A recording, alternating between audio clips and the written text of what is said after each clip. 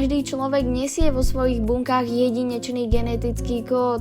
Moderná veda dnes dokáže z DNA odhaliť oveľa viac, než si väčšina ľudí uvedomuje. Od pôvodu predkov až po riziko niektorých ochorení. Je ukrytá v každej bunke nášho tela, je jedinečná a obsahuje informácie, ktoré nás prevádzajú celý život. Reč je o DNA, molekuly, ktorá rozhoduje o farbe našich očí, výške či mnohých ďalších vlastnostiach. Vedeli ste však, že z nej vedci dokážu zistiť oveľa viac?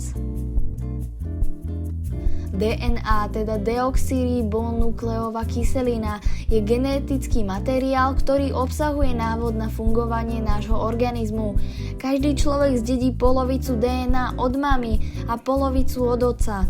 Práve preto je DNA každého človeka s výnimkou jednovaječných dvojčiat úplne jedinečná. DNA zohráva dôležitú úlohu aj pri vyšetrovaní trestných činov. Forenzní odborníci dokážu porovnať biologické stopy z miesta činu z DNA podozrivých osôb, čím pomáhajú polícii identifikovať páchateľov alebo naopak nevinných ľudí očistiť od podozrenia. DNA je jedinečný kód, ktorý rozpráva príbeh každého z nás. Hoci vedci dnes dokážu zistiť oveľa viac než pred niekoľkými rokmi, stále existuje množstvo otázok, na ktoré genetika len hľadá odpovede.